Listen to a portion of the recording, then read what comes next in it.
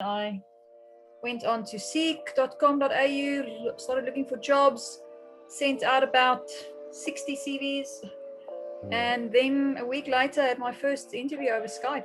Yeah, so I asked her, we can try Australia, but anywhere except Queensland. And it's just Queensland. So okay, we can try Queensland anywhere except close to Brisbane. So we just so maybe you should ask me for things you don't want, and then you might get. Oh.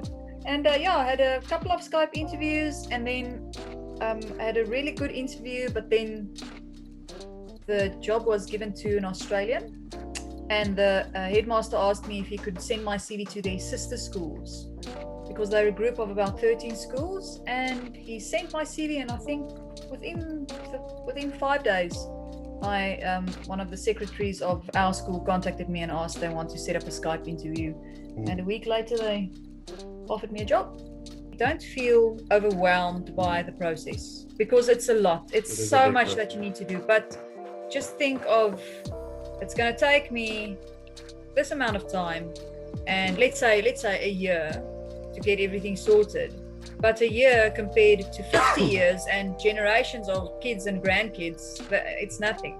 I'm Dr. Chamonix Blanche, ex-corporate and academical turned CEO and board member of several companies and mother of 4 little extraordinary kids. But it wasn't that long ago that I lacked the confidence, the know-how, and the time to focus on designing and really going after the life that I so wanted to live. A life of freedom, of fairness, and of being fair dinkum to who I really was and what I wanted to get out of this fleeting time that we have on Mother Earth. Fast forward to many lessons learned and moving halfway around the world to the most amazing country, you'll see the life that I now live.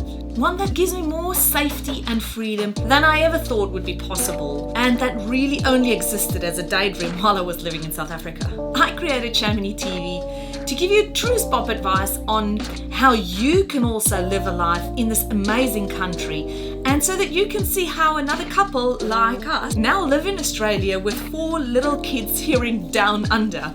And I'll be providing you with step-by-step strategies so that you can make your Aussie dream a reality too. If you're a keen future Aussie who's looking to create a life that excites you and offers you safety, freedom, and opportunity, you have come to the right place, my friend. Welcome aboard.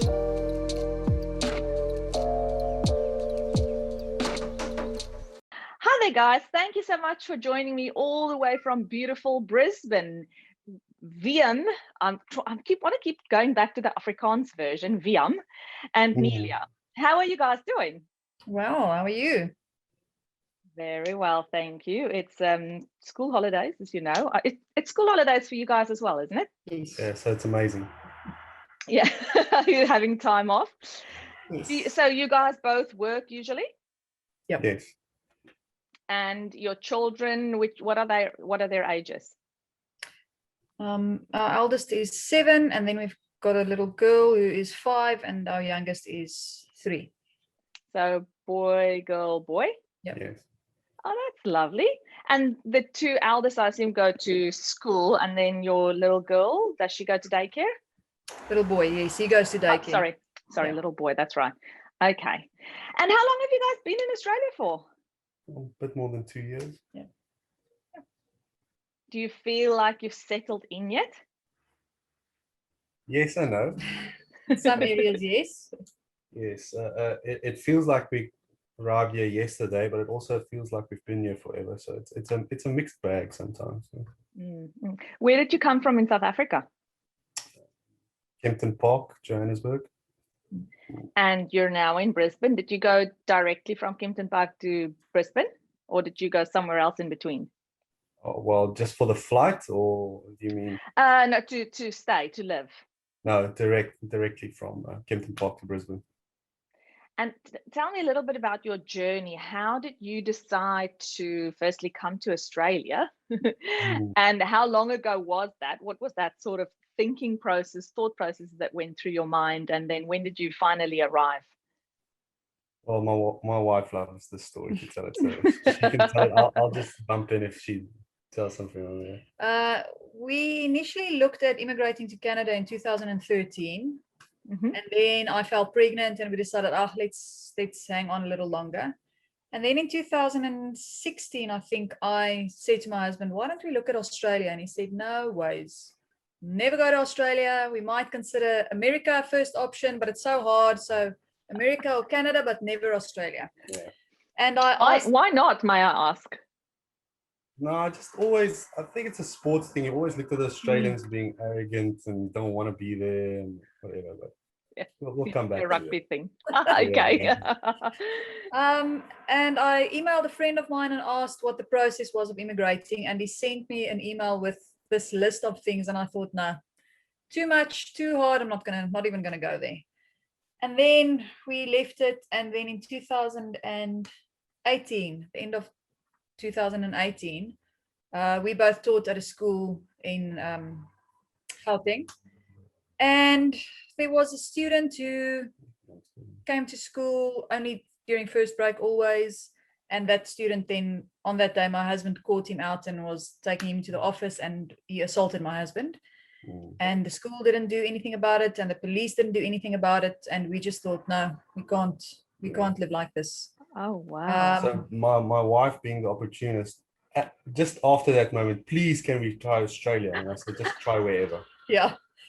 So the very next day, I went with my HOD to do oral moderation for grade 12s, and the facilitator said to us, you guys aren't supposed to be here. So we went outside and just had a chat with the other school's teachers, and one of the teachers said that she was starting teaching in Perth in January of the following year. And I asked her, how did you do that? And she gave me a bit of information, and then I went on to seek.com.au, started looking for jobs, sent out about 60 CVs, and then a week later I had my first interview over Skype. Yeah, so I asked her, we can try Australia, but anywhere except Queensland. And it's just Queensland. So okay, we can try Queensland anywhere except close to Brisbane. So we just so maybe you should asking for things you don't want, and then you might get No. And I had a couple of Skype interviews, and then I had a really good interview, but then the job was given to an Australian, and the headmaster asked me if he could send my CV to their sister schools, because they're a group of about 13 schools. And he sent my CV, and I think within 5 days, one of the secretaries of our school contacted me and asked they want to set up a Skype interview. And a week later, they offered me a job. But It wasn't just as easy as that. No, it wasn't just it. It happened like this, but there were quite a couple of bumps in the road. For example, I needed to be registered with the Queensland College of Teachers, and we had to have our visa, and we applied. Yeah, I applied for that registration, and apparently it takes 6 weeks for Australians and 12 weeks for foreigners, and within 6 days I had my registration. Wow.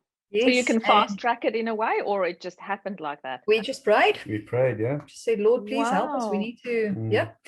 And then I said to my husband, we've got a problem now, because permanent residency takes about 9 months. And the school wanted me to start in January. This was in November 2018. And then I said to him, I'm going to have to ask the school if they're willing to sponsor, which I think they probably won't be. And then we're going to have to wait. And we asked them, and they said, yeah, sure. So they sponsored us, and everything happened like this. Skills assessment took 2 weeks and 6 days. And as you know, that takes quite a while. So everything just happened so quickly. And we were very thankful, because things did slow down a little bit. And at first we felt frustrated, because we wanted to be in Australia in January. But then we had to wait until March, and we're so grateful that we had 2 months longer with our family, and you know, we haven't. Why did you have to wait until March? Well, they had to convince the government that there isn't Australians better for the job, so they had to advertise the job for a month and all that. So that took like 2 to 3 months in the end. Yeah, and they had to also then obviously apply to sponsor us and so on. So we had to wait for that process.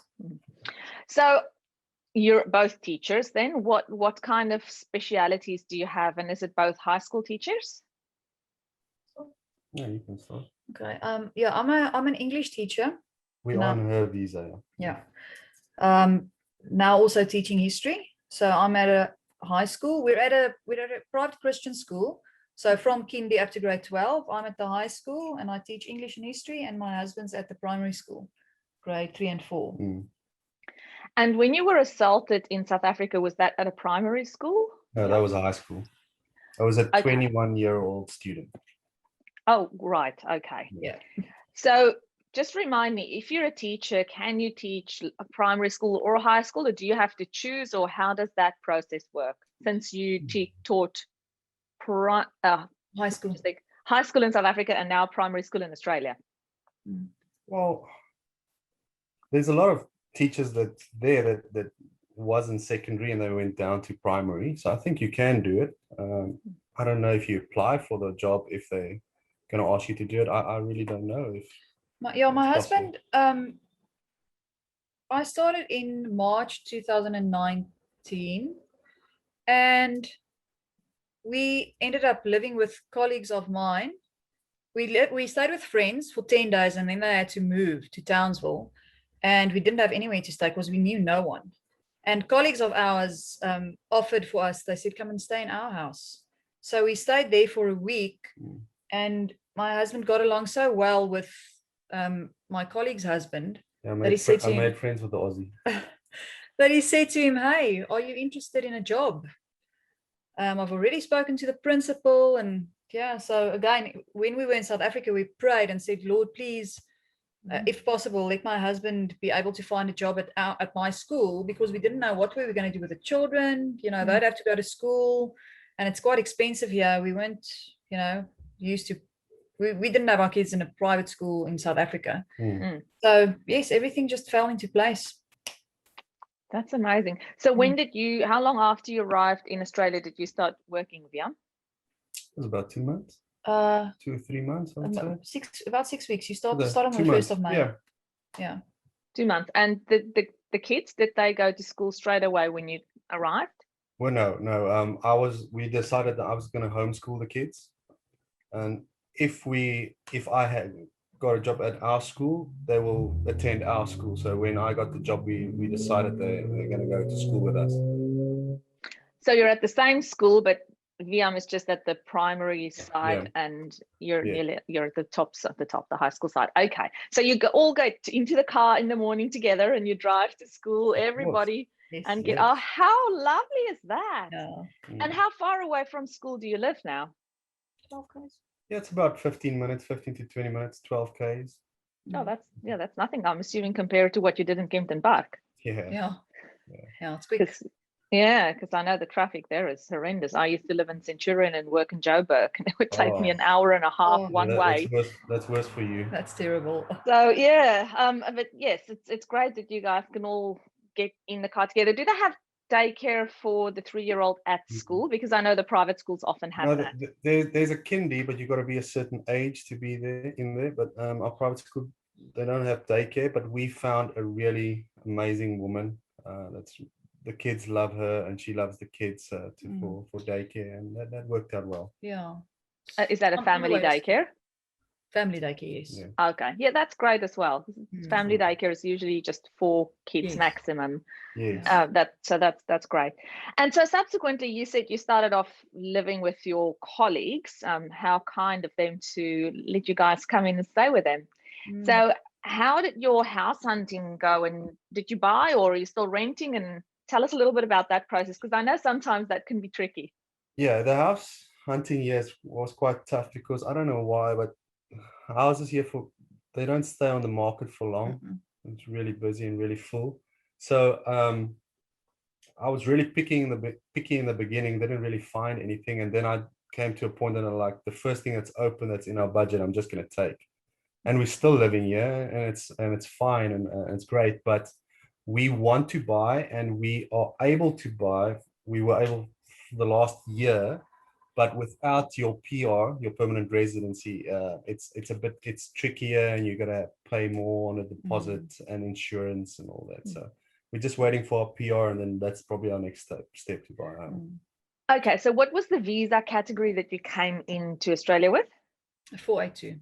Sponsored. 482. Yeah. Okay, lovely. So they paid for everything, the move, including your school. No, they're not allowed to, apparently. Okay. We had to pay for our flight tickets and the move and so on. We had to pay for our own visas as well. Yeah. It's just faster. But we didn't bring anything anyway. We just came over with our clothes. We sold everything. Okay. So that's interesting. So when did you start selling things? Because things happened quite quickly for you, and so you were probably without stuff for a period of time. Yeah, we had like a month to 6 weeks to get out of our place in South Africa. So what was the place name? Movingon.com or something. It's people who help people that are going to immigrate to sell their stuff. But that was terrible, and it was a good way to get rid of your stuff. But it's literally that they park in front of your house one day, and then there's just people running into your house, grabbing things, and then they just sell everything. Yeah, my husband was upset because they fought over our daughter's shoes. Yes. They're taking our daughter's shoes. Yes, but we made the decision that we wanted to start fresh. Just we'll start over here, and it was a great decision. Oh, so you're happy about that? Is there anything specifically that you miss in terms of the stuff you used to have at your house? No, I'm joking. No, I won't say no. Okay, so and then you got here. You lived with your colleagues, which is lovely because they had a furnished house, obviously.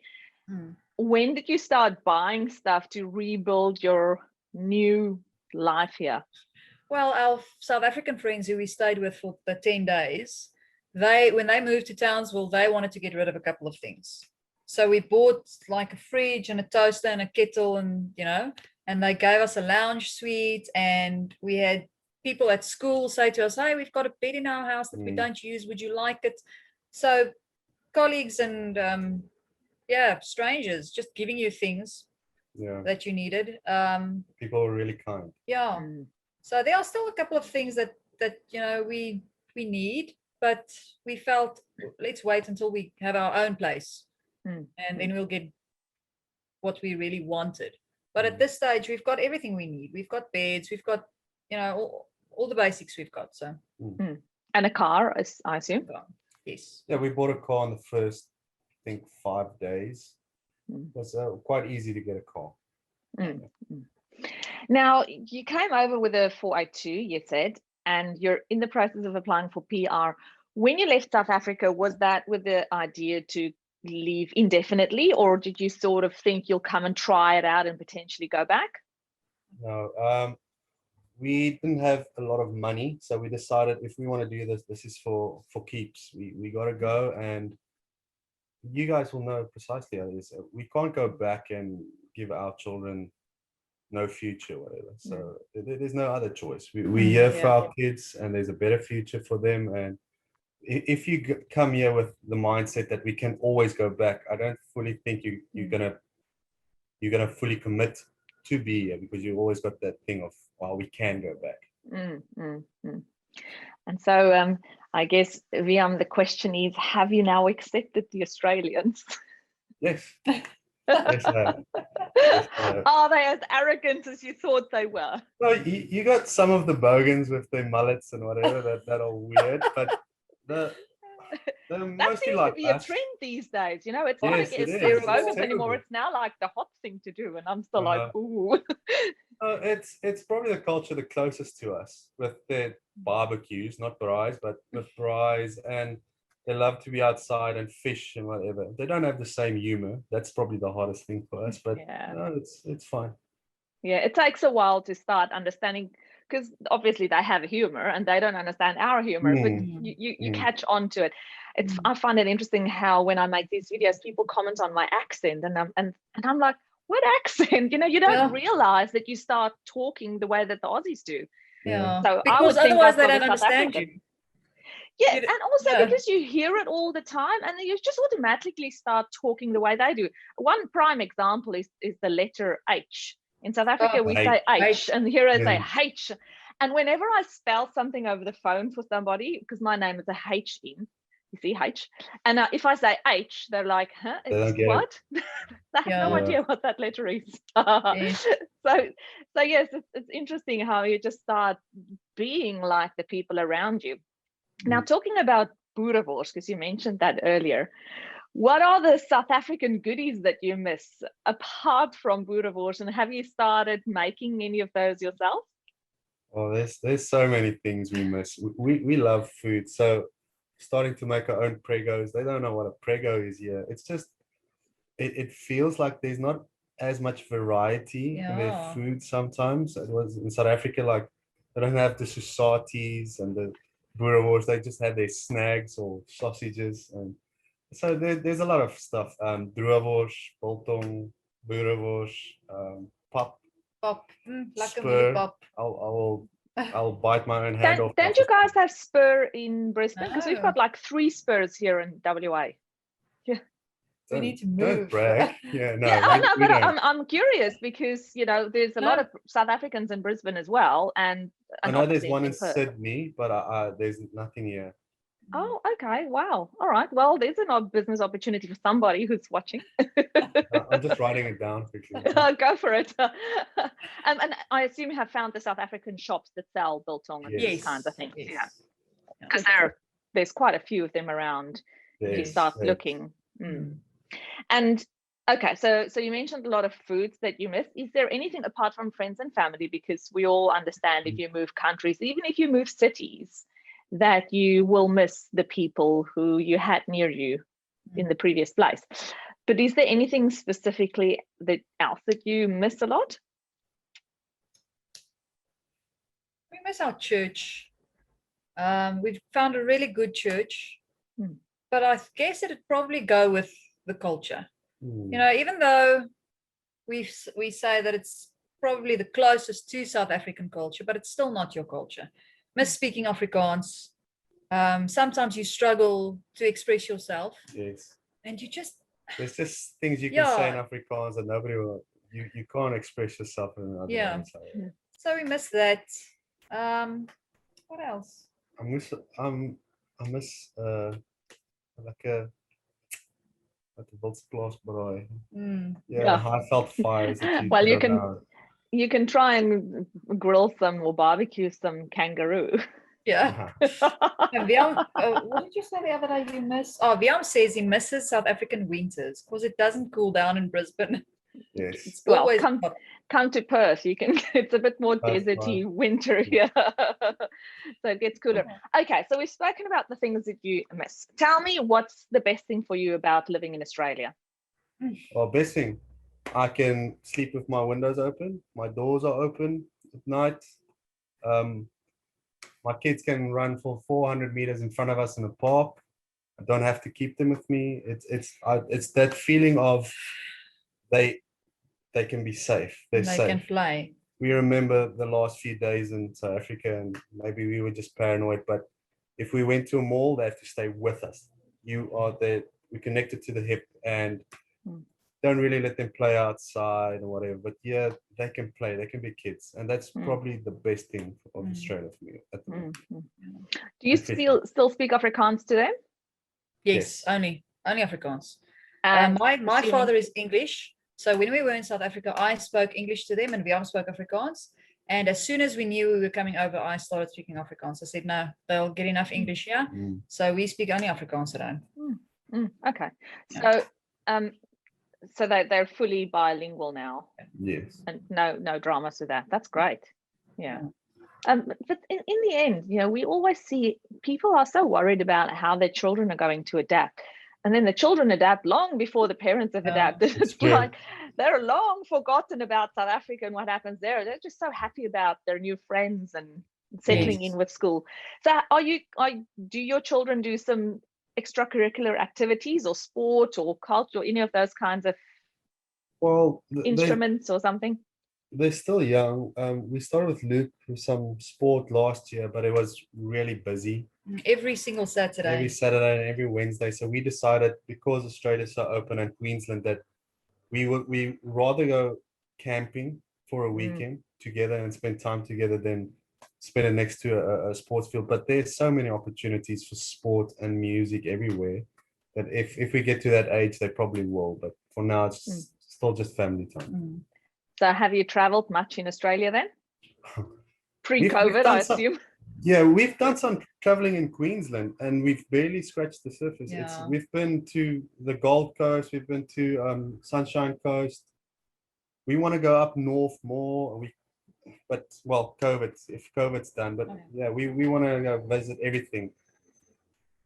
It is so gorgeous. Queensland is one of the most beautiful states in Australia. So even though you didn't want to go to Queensland, I'm sure you're pretty happy now with the decision. I'm really glad in Queensland. Oh, it's beautiful. You guys should try Fraser Island. Yes.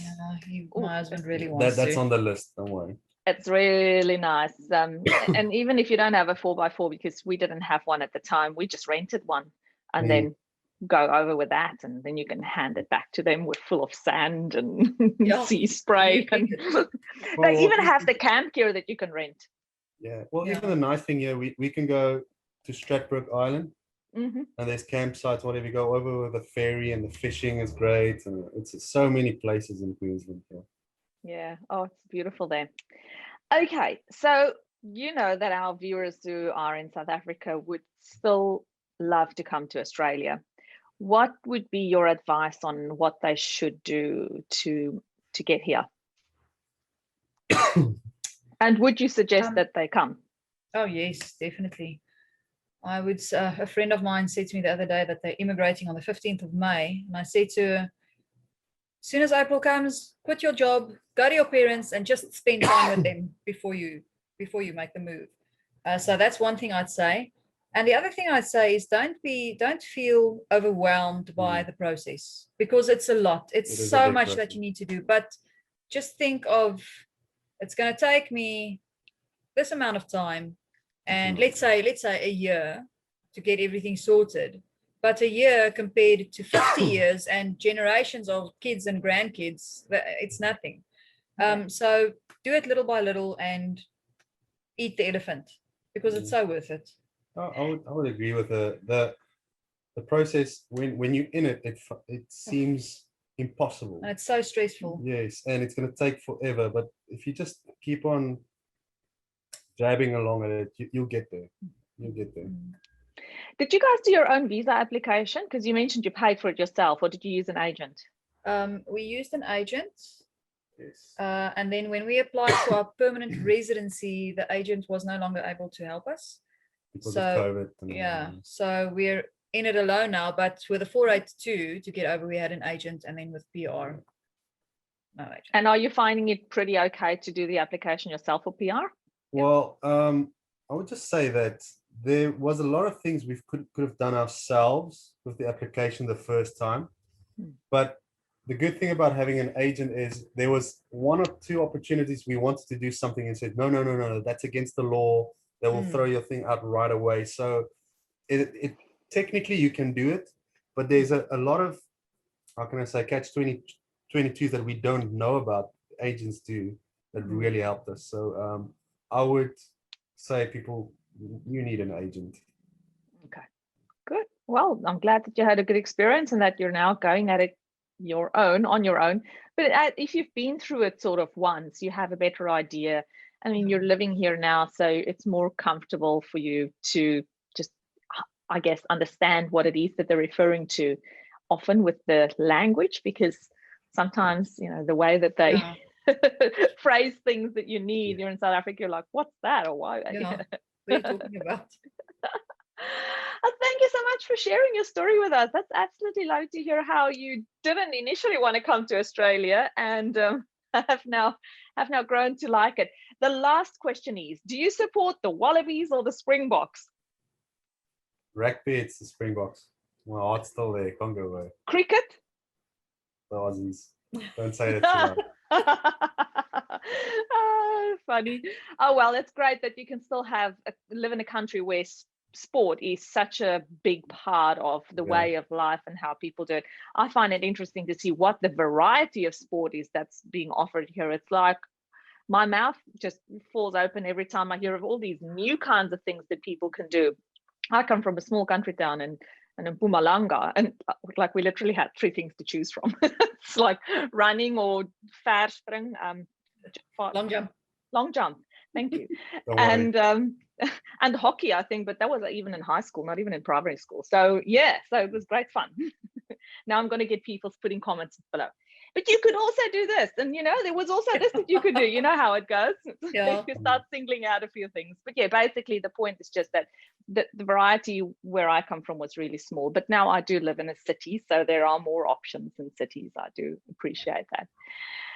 Okay, guys, thanks so much. I appreciate your time, and it was lovely to hear how you made it over. Any last words of advice you want to share? That's what I want. Keep at it. No. Awesome. Enjoy your holiday. Thank you. And hopefully we can talk to you in a couple of years' time again and see how you have settled in further. Well, thank you. Thank you for your time. You're welcome. See you later. Bye. Bye. All right, so thank you so much for joining me today. If you had fun, please remember to hit that subscribe button, and then it'll make sure that you never miss a thing. I'll see you same time and same place next week. Bye for now.